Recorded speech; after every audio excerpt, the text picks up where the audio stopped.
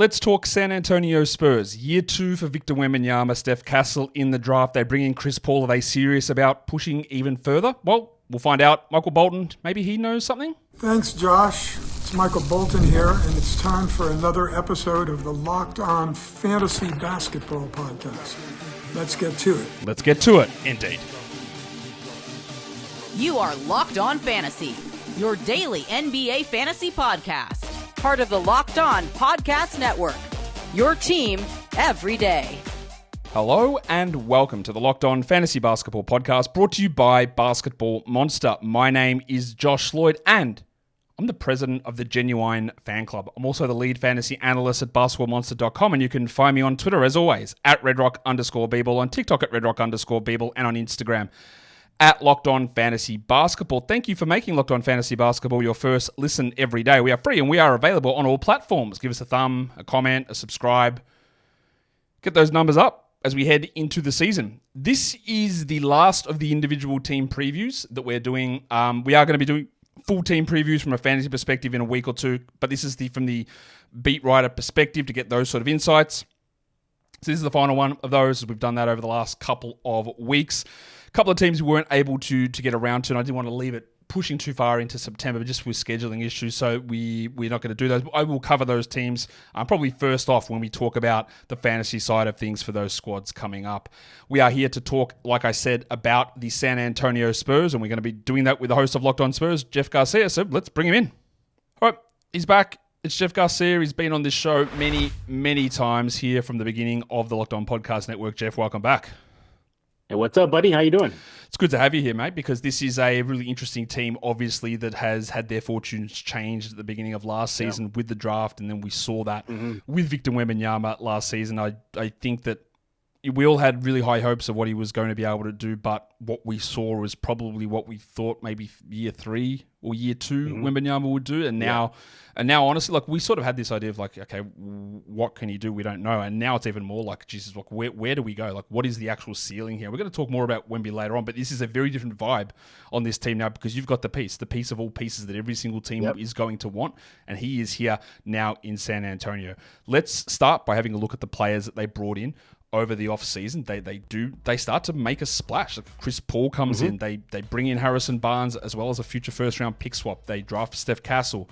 They get another Harrison for some reason. Harrison Ingram in the draft. Malachi Flynn comes in. But it's really like the idea of signing Chris Paul, which is very clear why that is there. It's to help Wembanyama. It's bring in the veteran Harrison Barnes. So, look, putting all these things together, Jeff, is this like them saying, all right, Victor is good already. Like, we are making a play-in push now.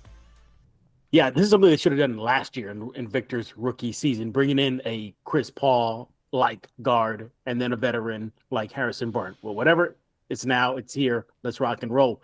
This is exactly what the Spurs needed, with some veteran injection, not just on the court, but in the locker room. Like, no knock on Cedi Osman or Doug McDermott, but they were not of the ilk of Barnes. Been there, done that, won a title. Chris Paul, deep playoff runs, point guard, Hall of Fame bound.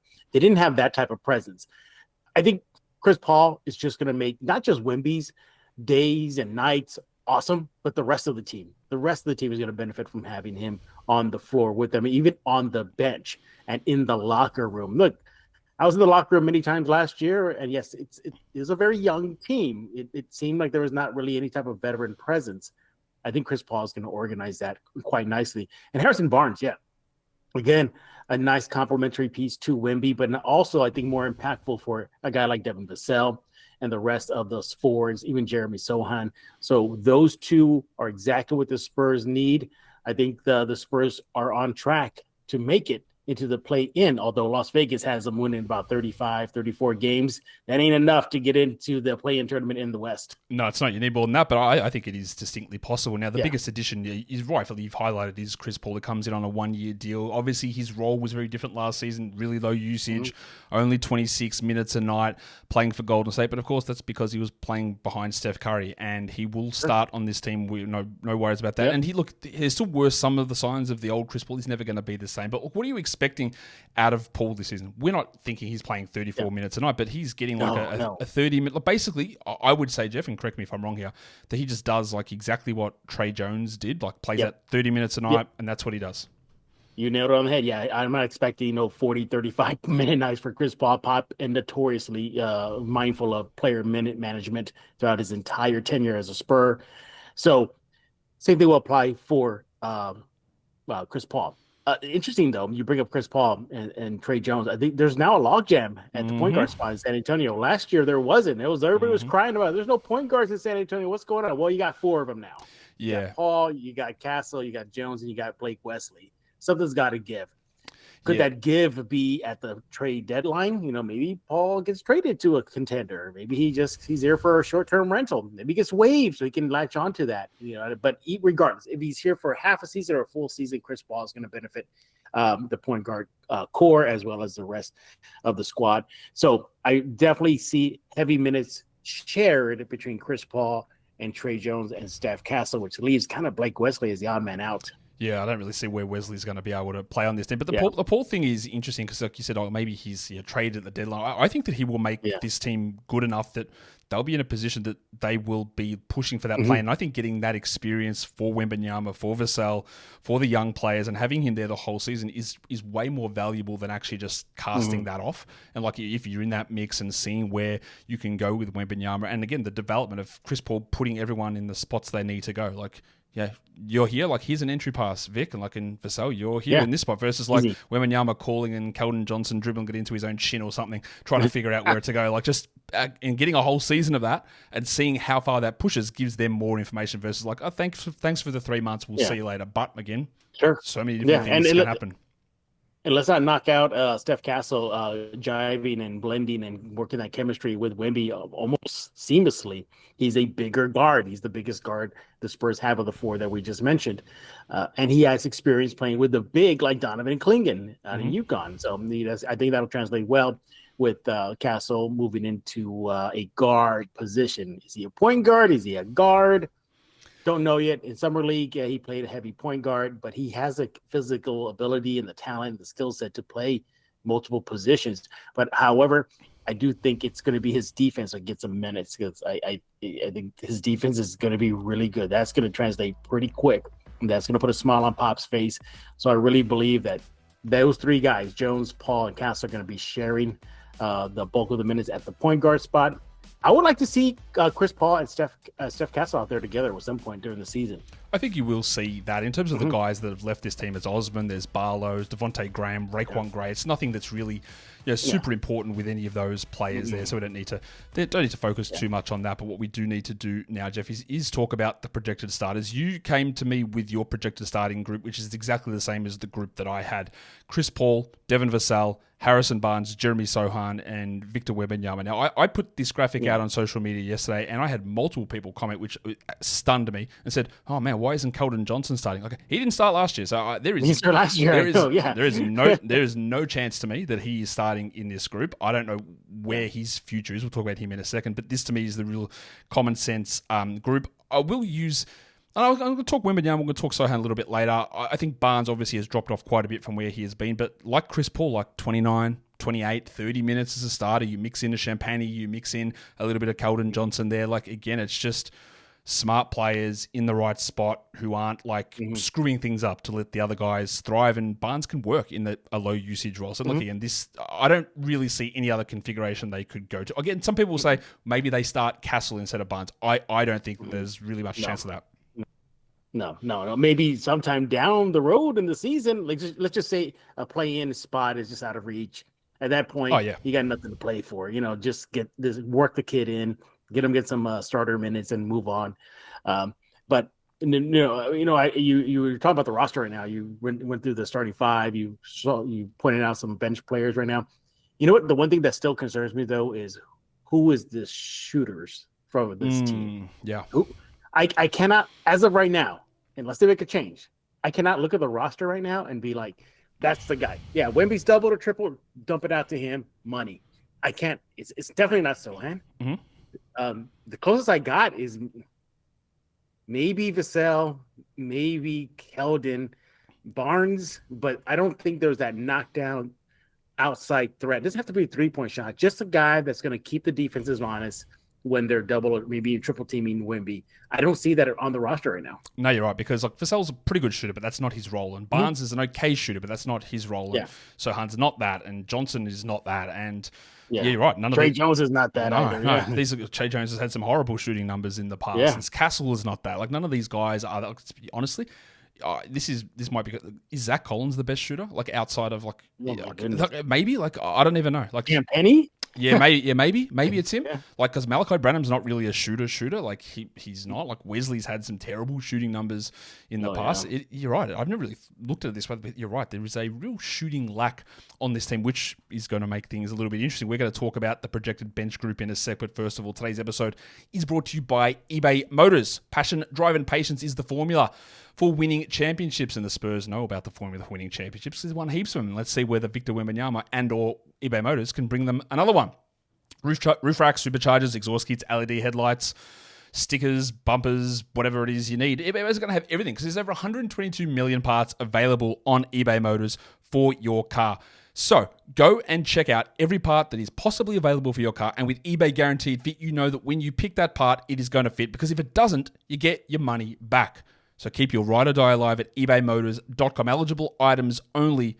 Exclusions apply, and eBay Guaranteed Fit is only available to US customers.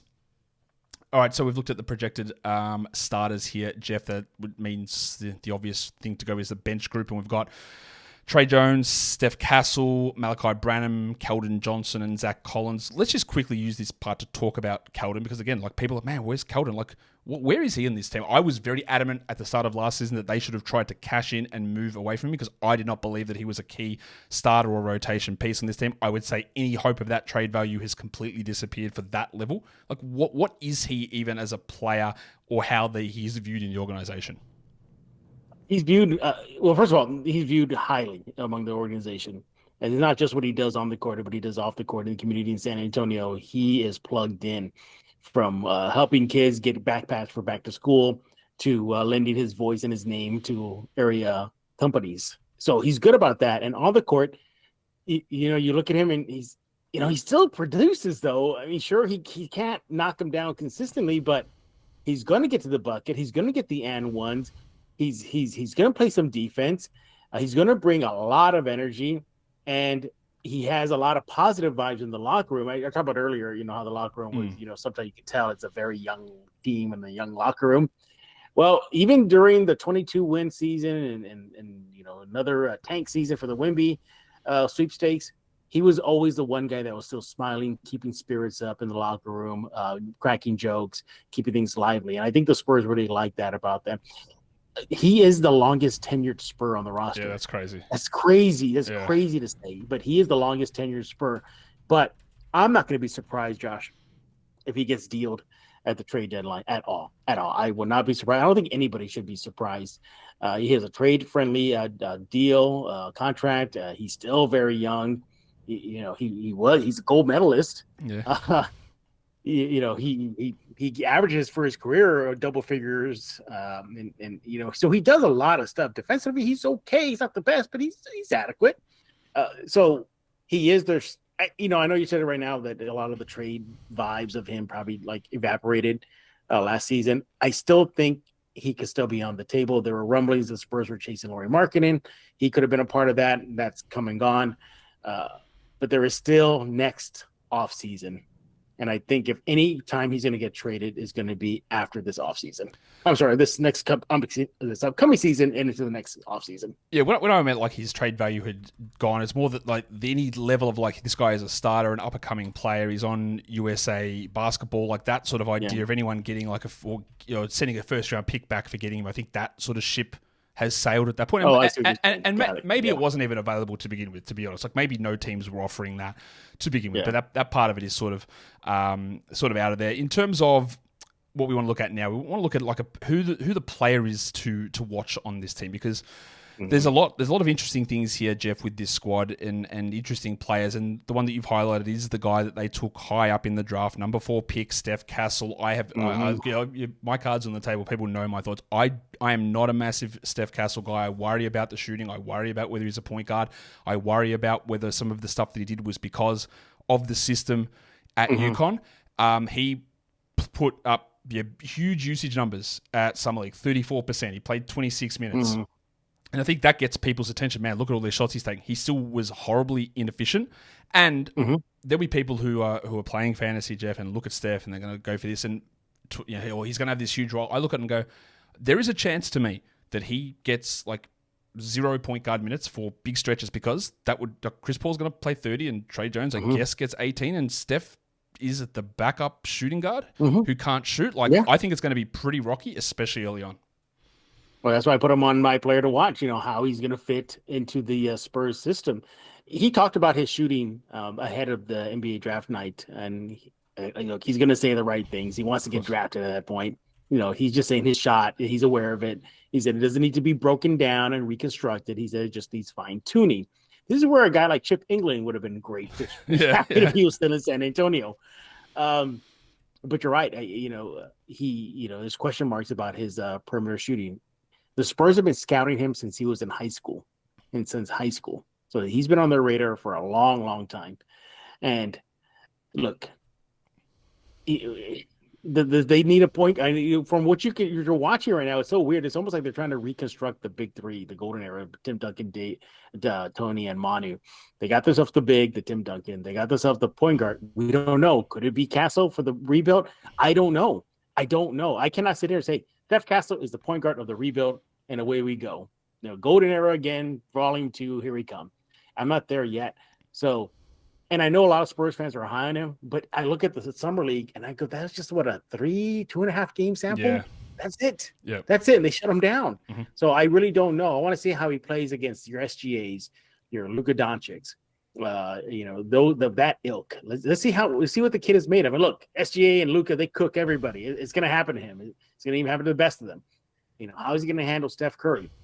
I want to see that, because if he's going to make a name for himself on this roster, at least in the short term, / his rookie season, is going to be in the defensive end. Yeah, it has to be, because the usage and ball handling opportunities just aren't going to be there. Now, it will be really telling if they decide that they're not playing Trey Jones and Steph Castle is the backup point guard, but I don't really see that. And when they signed Trey Jones last offseason, the contract was very, very clearly, this is a backup point guard contract, and we want you to be a backup point guard. And obviously there's all the stuff at the start of last season, and Jones came in and really did kickstart a lot of what led to a lot of improvement with Wembanyama and the whole team. So again, just for people who are looking at Castle and these opportunities for fantasy, the opportunities aren't for a number 4 pick. They're not really as wide open as some other number 4 picks, because of Paul and because of Vassell and because of Jones and because of Wembanyama. He doesn't have 30 minutes and 25 usage and ball handling reps everywhere. They don't exist, Jeff.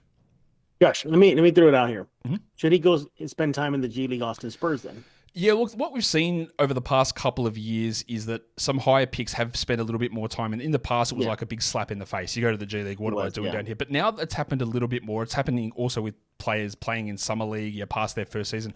I think it would be hugely beneficial. And as you well know, Jeff, Devin Vassell did part of that in his rookie season, and Malachi Branham, and not that they're number 4 picks, but these guys did spend some time in the G League, and the Keldon Johnson barely played as a rookie. Again, these are later picks, but the opportunity wasn't there for them on the big team. They played nearly a whole season in the G League or limited minutes. Smaller role. Vassell may have not have played much in the G League, but he played like a 20-minute, 22-minute a night role, whatever it was, and it's just a slower process. So to me, beneficial for his development. Yeah, I think you want to sort of split it, playing with Chris Paul and working that out, but also getting some opportunities to be the guy is useful there too. Out of any franchise though, they seem to be one of the ones who's more likely to be just sit down for a bit and let's just see. We want you in the best environment versus you're a high pick, you have to do this right now. I think they are more likely than anyone to do that. No, absolutely, yeah, and Trey Jones spent time up there. Keldon Johnson was there. Yeah, Devin Vassell, he did not though. That was during the pandemic. Yeah, okay. So yeah, he skipped that whole process, but it's been beneficial. Blake Wesley was there. He even said that it was the Austin Spurs coach that gave him the most confidence. It wasn't Pop. It was the Austin Spurs coach. So I'm gonna be watching that. So it's definitely, I'm looking at Steph. Will he ride the pine? Or will they send him to Austin? Will he get those minutes? Will he be the ball handler? Will he be the off guard? I don't know. We'll see.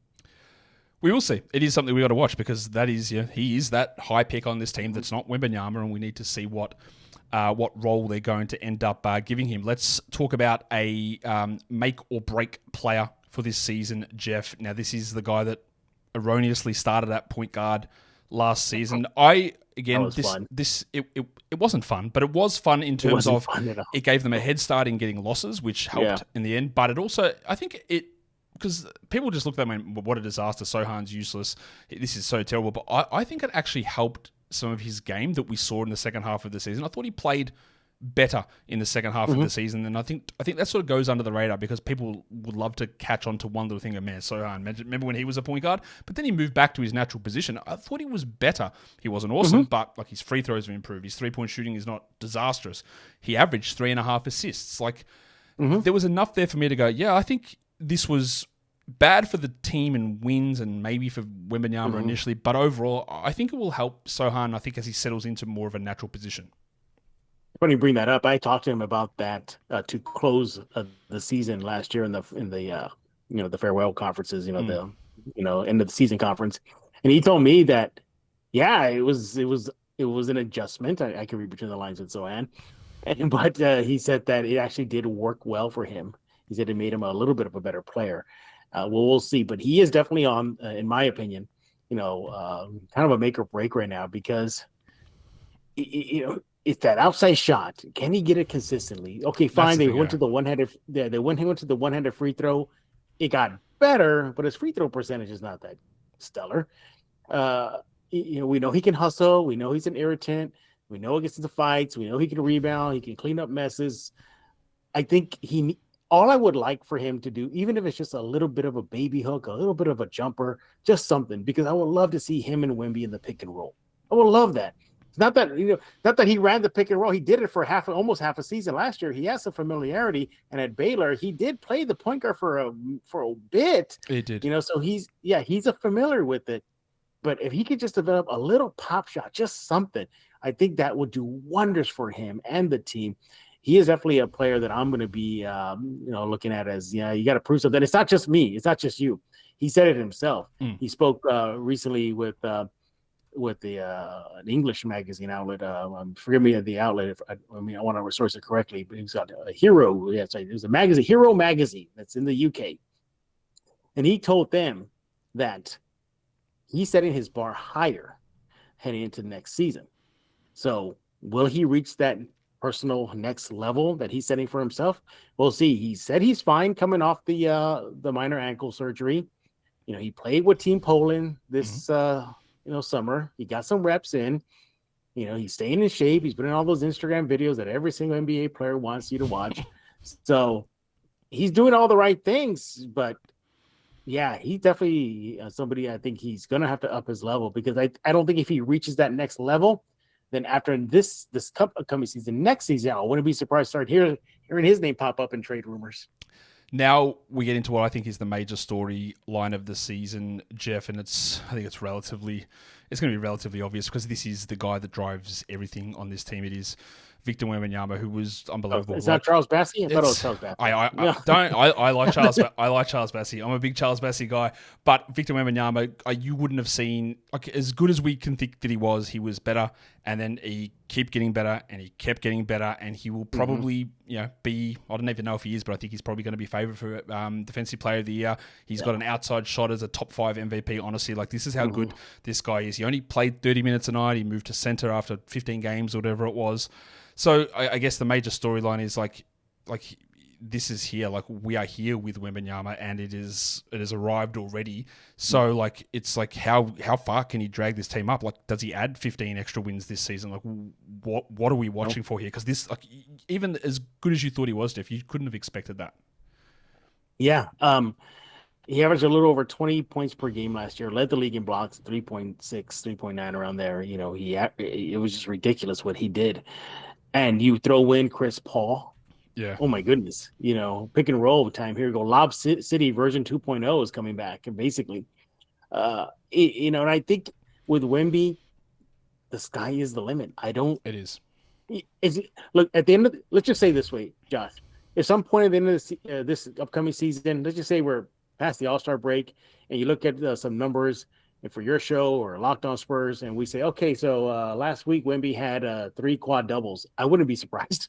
No, at all. No, I wouldn't at all. That's the thing. Whatever he does, you go, Yeah, okay, that actually checks out. Like that makes complete sense. Like that's how crazy. Like honestly, if he this is going to sound insane because if he had a quintuple double with 10 steals and 10 blocks, 10 assists, 10 and 15 rebounds and 30 points. I don't think anybody would be surprised. Yeah, you look at it and go, oh yeah, that actually tracks up. That makes a lot of sense because he had multiple like big steal games and big block games, and obviously he was passing the ball well. Like he was doing everything, and this is the chance to like be really like. It's game changing, honestly, for so many parts and players and people around the league, and that's I guess we know how good he is. I guess part of the major storyline also is like, who are the pieces that they feel comfortable that he brings along? Yeah, are they comfortable with Vassell? Like, where is Sochan in that? How does Castle look? Is Chris Paul working or not? Like, to me that's like we know where Wemby is. It's like who gets brought along with him this season. Yeah, and I think that's where all his teammates are on notice. For they have to be. Era. Yeah. They have to be. And that includes a guy like Devin Vassell and Sochan and Keldon and Trey Jones and whatnot, those young core that are still with him. You're basically auditioning for the Spurs rebuild. Just because they got Chris Paul and Barnes, obviously Wemby and Castle, this team franchise is not out of the woods yet. They're still in the rebuild. It's going to be maybe a couple more seasons before they're like really something to deal with in the West. But they're right on track. They're right on track. They're doing the right moves. Brian Wright, the GM, has a team loaded with draft picks, loaded with flippable players, contracts as well. They can be heavy hitters in the offseason, draft day, trade deadline. They can, if they want to fast track this rebuild, they can do it right now.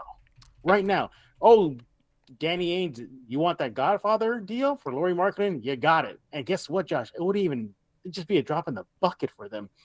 I mean, that's how loaded they are. So I'm looking forward to seeing how the Spurs come out of the rebuild. The Wemby era continues, and who sticks around with them? Yeah, because they got like a lot of these like future picks and pick swaps. They got the Kings one, they've got the Hawks picks, they've got the Wolves pick from the draft as well. They got a lot of stuff that is coming in. To me, one of the burning questions, apart from like who is coming along and what we're going to see from Wembanyama, is the guy that you just mentioned there is talking about Devin Vassell. Like, can he be a bona fide number 2 offensive option? He took some steps forward last season. We've seen some improvements in his pick and roll ability. Do you think that he can be that number 2 running mate with Wemby? You think he can do it? I think he can do it. Here's the catch, though. He's got to stay healthy. Yeah, true. He's been injured the last couple seasons, and that frustrates him. He said it himself when the season ended last year, that one of his goals is to remain healthy and play as long as he can without being shelved. And we saw that last year, the year before. Look, maybe that was part of the tank move. You don't know, but nevertheless, he would like to be. I think he would like to be that number 2 guy to Wemby. He has all the tools. He is that guy. When the Spurs were chasing Lauri Markkanen, at least according to reports, don't know, but that told me like maybe the team doesn't think Vassell is that number 2 guy. Markkanen probably would be, but that ship sailed. Now you're with Vassell. I really believe he can be the Robin to the Batman. I really believe that. He just got to stay healthy, be consistent from the outside shots, and just keep on. He's trajecting the right way. There's no doubt about it. He's going on the upward spike, which is yay. Just got to stay healthy and be consistent. Last season, he averaged like 19 points. He had 23 usage. He played 33 minutes. Like, it's only a small little bit on top of that. Like, get 3 extra points a game. Like, just do a tiny little bit extra. Like, you're not far off. I agree with you. I think he can get there. Your bold prediction for this season, Jeff, is one that I think a few people will have this idea, and you think that they can make the play. We already talked about them getting up to 30. Like, how many wins do you think it's going to take for them to achieve this bold goal? Well, as I mentioned earlier, Vegas has them pegged around 34, 35 win season next year. In the West, you need about 45 to get in ish. I mean, look at Houston. Houston was 41 last year? Yeah, 41. And they were knocking on the door. Yep. They were knocking on the door to the bitter end. So the Spurs need to at least get 42, 43 around there just to get that last play-in spot. But that's that's a 21, 22 win jump. Yeah, I think that's about right. Which is hard. It's really hard. But again, it's going to be hard, yeah. We talk about like, it's always like if anyone can have that leap and bring a team up, like from what we've seen, like it is Victor Wembanyama, and they made the moves to suggest that they're interested in doing that. So like when you bring in Chris Paul and you bring in Harrison Barnes, you're interested in making that move. And we think that he can do it. So it is something to watch. And lastly, because I know you're on a tight schedule here, your predicted team record, you have gone with just the 35 wins, but we said to get to that plan, they've got to go higher. But 35 is a big jump from last season anyway. It's not all just about wins and losses for this team as much as they would like to. And we know, Jeff, that Wemby's like, screw this shit. Like, I want to win these games. Yeah. Like he wants to, he doesn't want to win games. He actually wants to destroy people, which is like an unbelievable mindset for a guy of that ability. And we'll see where that kicks in. But 35 wins would be a great result. I think they can go higher. We'll see how it goes. They are one of the most intriguing teams to watch for this season. Jeff, thank you. I know you're on a tight schedule, but thank you for coming on and chatting to me about the San Antonio Spurs. People can check out all of your work over at Locked On Spurs. Thanks again, Jeff, for coming on. Anytime, Josh. And that will do it for us today, Jeff. Yeah, tight schedule. Sometimes people are busy and doing a lot of things, so we had to get this one a little bit quicker. But I think we got a lot of information out of that one about a team that is going to be absolute must-watch TV all through the season. Don't forget to hit the thumbs up and the subscribe on this video and leave your comments down below. Tomorrow, I will have a show covering the rookies for fantasy basketball for this upcoming season. Guys, we are done here. Thank you so much for listening, everyone. See ya.